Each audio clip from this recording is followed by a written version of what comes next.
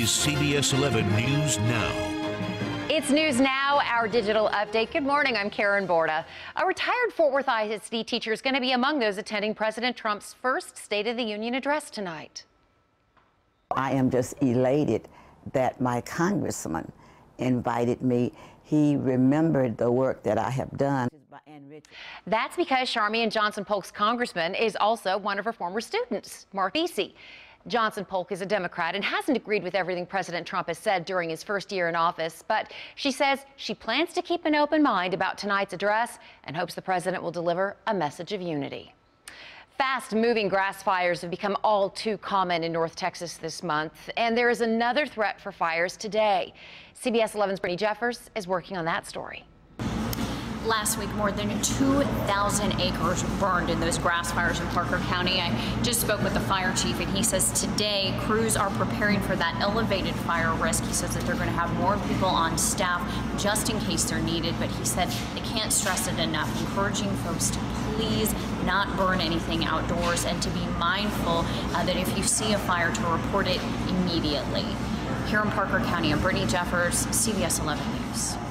All right, Jeff, for the uninitiated, why is it that some days are higher fire danger risks than others? What do we have going on for us today? The main reason for it is always the wind. Now, you have to have the table set, and we have with the dry ground and the just the parched nature of what we have out there in North Texas, especially west of the Dallas-Fort Worth area, where we've been in drought for many, many months. And you go farther west up in the Panhandle, and they're in real extreme drought. In fact, Amarillo hasn't seen a drop of rain since 2018 began.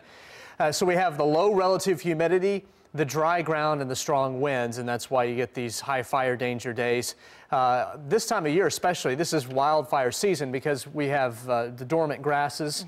A lot of times they're overgrown, and especially if you have tall, dormant grass, that's just perfect fuel for these fires. So even a small spark can quickly go into a multi-acre fire. Right, like we saw in Parker County last week. It wasn't a cigarette butt or anything like that. It was the arcing, the power lines. And that can happen in those high winds. So it's almost like, gosh, what can you do to prevent this? Yeah, and sometimes you can't. Sometimes there's going to be something like that that causes these fires. But what officials want everyone to keep in mind, why they issue these burn bans, why we talk about red flag warnings, is that you can do your part to try to cut down on these fires by not, for example, tossing cigarette butts out the window. Don't park near tall grasses. That's something that you probably don't even think about. But if you happen to park today near a field, if for whatever reason starting your car or driving away sparks a little fire on that tall grass, it can go quickly. Temperatures today are going to be fairly mild later today. It's been a chilly morning. We're in the 30s right now. Clyde Warren Park, lots of sun, sunbathed today. And 64 the high today, but those winds will turn breezy out of the south, and there are the red flag warnings. You see all the colors shaded in red. Fire weather watch for the counties closer to the immediate Dallas-Fort Worth area, but really doesn't matter anywhere in North Texas.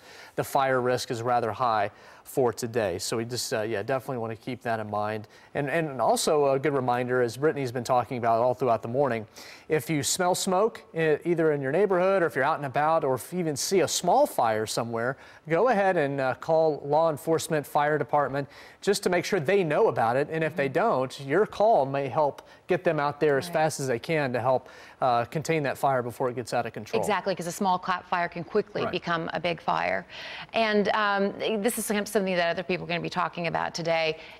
Some child development experts want Facebook to remove its Messenger Kids app. This is designed just for kids, but I mean, the app allows children to send photos, videos, and messages to parent-approved friends. But child development experts argue that young children are not ready for social media accounts and say it could harm their developmental skills. And we'd like to hear from you. How young do you think is too young for children to join Facebook? You can leave your comments below. You can take our poll. We've got it on Facebook, obviously, and Twitter. And we'd be really curious to hear what you have to think about this. I mean, for me, I kind of wanted my kids to hold off until they were 20, but that wasn't going to happen. As long as you can. Yeah, exactly. And we do want to, first of all, thank Monica very much for watching. Hi, Monica.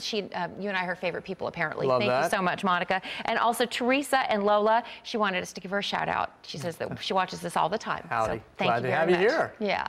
Thank you guys very much for watching CBS 11 News, the ones for Texas. The latest updates, head for those at cbsdfw.com.